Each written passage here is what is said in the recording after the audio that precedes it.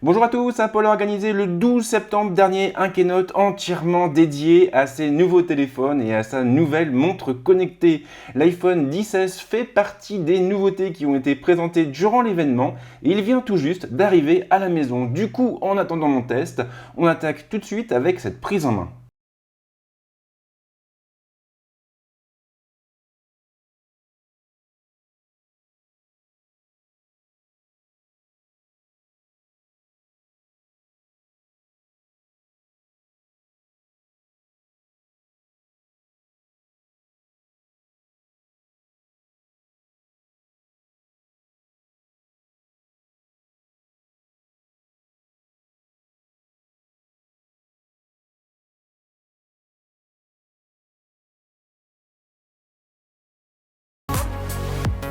Dans cette vidéo, nous allons nous focaliser sur les bases. On va commencer par déballer le téléphone et voir surtout ce que renferme la boîte. Ensuite, nous nous pencherons sur le design et sur l'ergonomie du téléphone et puis nous en resterons là. Dans mon test, on ira évidemment beaucoup plus loin et on s'attardera notamment sur l'écran de l'appareil, sur son processeur, sur son autonomie, sur ses compétences en matière de photos et de vidéos et puis on passera en revue les principales nouveautés apportées par iOS 12. Alors je sais que les délais sont parfois longs entre les prises en main et les tests, mais c'est voulu, je préfère vraiment prendre le temps de bien connaître un produit avant de vous en parler et de pouvoir ou non vous le conseiller. En outre, sachez que j'ai également fait l'acquisition d'une Apple Watch Series 4 et donc de la toute dernière version de la montre connectée de la firme. J'irai la chercher ce soir à l'Apple Store et du coup vous aurez le droit à une prise en main dans les jours qui viennent. Mais trêve de bavardage, on attaque directement avec le déballage du téléphone.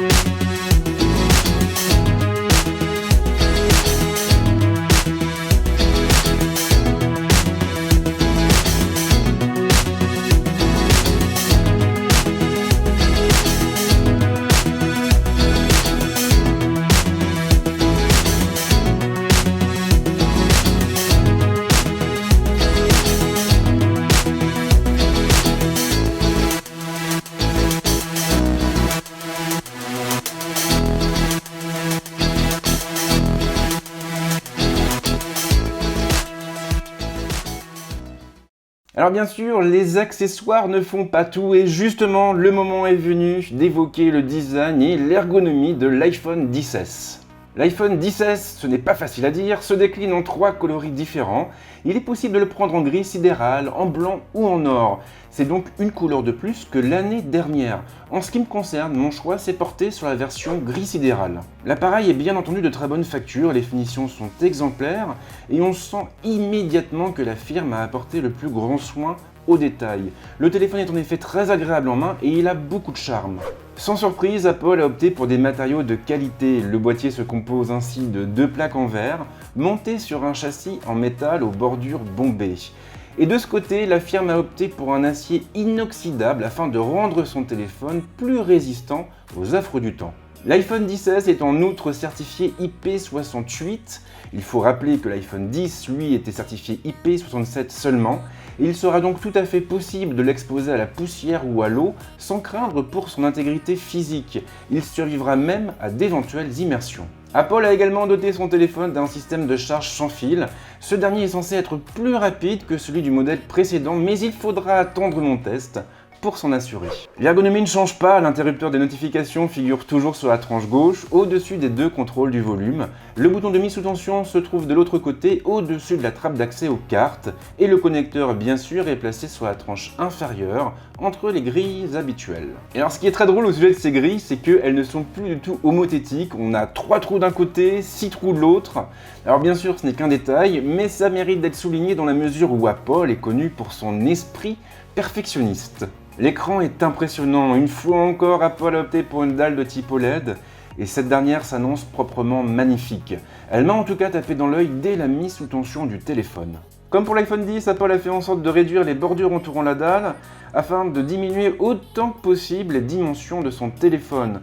Ces dernières n'excèdent donc pas les 2 mm et l'effet est plutôt sympathique. L'encoche répond toujours présente, mais Apple ne semble pas totalement l'assumer. Cette année, tous les fonds d'écran livrés avec le terminal ont pour effet de la masquer en plongeant la partie haute de l'écran dans le noir. Alors vous le savez peut-être, ces encoches ne m'ont jamais totalement convaincu. En revanche, sur l'iPhone X et sur l'iPhone XS, j'estime qu'elles sont plutôt justifiées dans la mesure où elles regroupent le module TrueDepth, un module qui est utilisé par Face ID et qui permet donc au terminal d'offrir une reconnaissance faciale réellement sécurisée. Le module photo ne change pas de place et il dépasse toujours de quelques millimètres de la coque. Il suffira cependant de placer l'iPhone dans une housse pour régler le problème. J'ai d'ailleurs pris soin de commander une des housses proposées par Apple et plus précisément celle en cuir.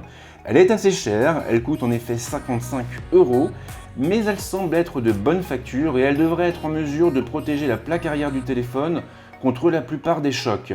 La version Product Red est d'ailleurs plutôt jolie à regarder. Alors ça va peut-être vous surprendre, mais mes premières impressions sont plutôt mitigées. Le gros point noir pour moi déjà, ce sont les accessoires. Apple s'est montré extrêmement pingre cette année. On n'a pas d'adaptateur Lightning Jack et surtout on n'a pas de bloc chargeur qui est compatible avec la charge rapide. Et ça franchement pour moi c'est inadmissible vu le prix du produit. Le pire dans l'histoire c'est qu'Apple s'est toujours donné une image de marque un peu luxueuse. Alors pourquoi pas, moi ça me dérange pas personnellement, mais ce que semble oublier la firme, c'est qu'une marque de luxe ne se contente pas de fournir, de proposer des produits à des prix prohibitifs. Derrière, il y a aussi des services qui doivent être irréprochables. Et là, en l'occurrence, ce n'est clairement pas le cas.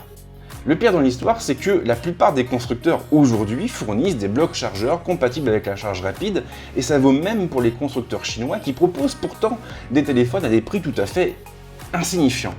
Le produit en lui-même, eh bien, il ne marque pas de rupture franche dans la gamme, on est vraiment sur un design qui est hérité de l'iPhone X.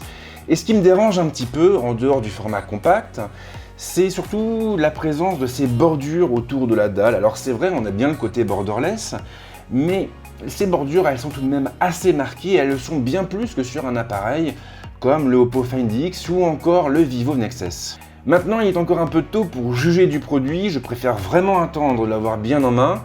On va jouer ensemble, lui et moi, pendant plusieurs semaines, et puis ensuite, eh bien, je reviendrai vers vous, et je vous dirai concrètement ce que je pense de ce nouvel iPhone. En attendant, comme d'hab, si vous avez des questions, les commentaires sont là pour ça, et si vous avez aimé cette vidéo, n'hésitez pas à la liker et à vous abonner à la chaîne, bien entendu. Quant à moi, je vous dis à très vite avec d'autres vidéos. Ciao!